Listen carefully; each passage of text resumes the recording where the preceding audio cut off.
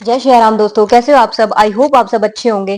तो आज हम बात करते हैं गांठ वाली अर्जी की, जो हनुमान जी के लिए लगती है। तो ऐसा व्हाइट कलर का रुमाल लेना है, उसमें आपको 4 लौंग रखनी है और 11 रुपए रखने हैं, और ये अर्जी लगानी है, और इस अर्जी को हाथ में लेना है। फिर और उसके बाद में या तो अपने घर के मंदिर में बैठ जाओ, या फिर हाँ, आपके बाहर घर के आसपास कोई मंदिर हो तो वहां पे जाके आप बैठ सकते हो।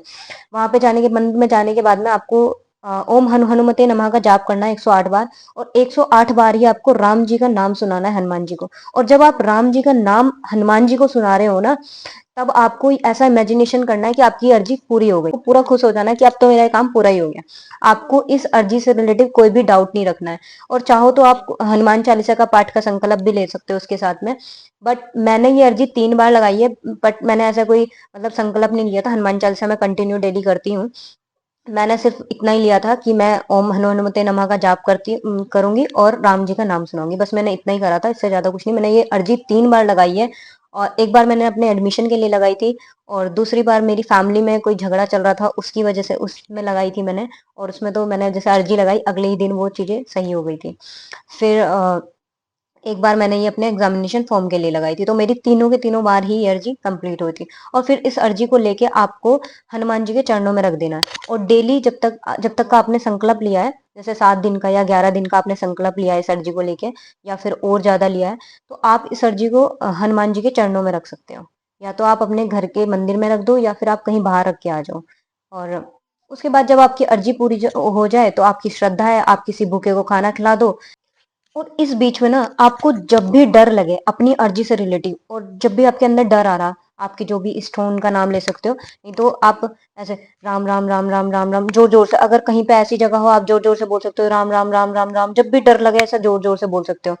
अगर आप कहीं ऐसी जगह हो जहां आप जोर से नहीं बोल सकते, तो मन ही मन में राम राम राम राम राम राम, बस मतलब उस इमोशन पे ध्यान नहीं देना, जो डर वाला इमोशन है ना आपकी अर्जी को लेके, या किसी भी चीज से रिलेटिव आपके अंदर जो डर है, उस पर ध्यान नहीं देना। सिर्फ राम राम राम राम राम करते जाना। थोड़ी देर बाद आपको शांति मिल जाएगी। फिर उसके बाद में अगर वो दोबारा दोबारा आपको डर लगता है, आप दोबारा भी यही कर सकते हो।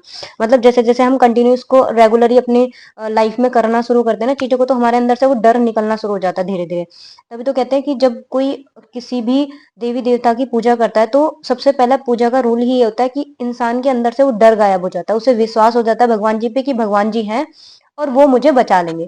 और यहाँ तो संकट मोचन हनुमान जी हैं, जिन्होंने प्रभु के संकट हरे हैं, तो हमारे संकट तो तिनके के बराबर है। तिनका भी नहीं, मैं तो तिनके के बराबर भी अपने संकट को नहीं मानती कि हमारे तो बहुत छोटे छोटे से हैं, उन्होंने तो इतने बड़े बड़े संकट हरे हैं। तो जहाँ हनुमान जी हो वहां क्या डर हो सकता है?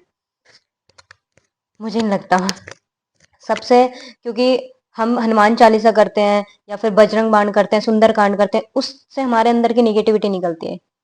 तो निगेटिविटी निकलती है तो हम सब क्या होते हैं, हम निडर ही तो होते हैं। हनुमान चालीसा में इतनी इतनी पावर है कि हम हमारे अंदर अपने आप ही एक ऐसी पावर आने, ऐसे निडर हो जाते हैं कि अरे यार छोड़ो, हनुमान जी है देख लेंगे।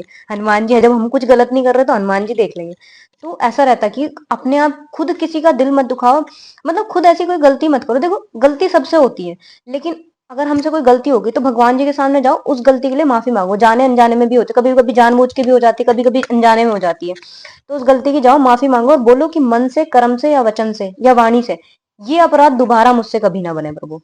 और दोबारा वो अपराध करना ही नहीं है बिल्कुल भी। मतलब बस छोड़ दिया तो छोड़ दिया, जो हो गया हो गया, अब नहीं करना है कुछ भी।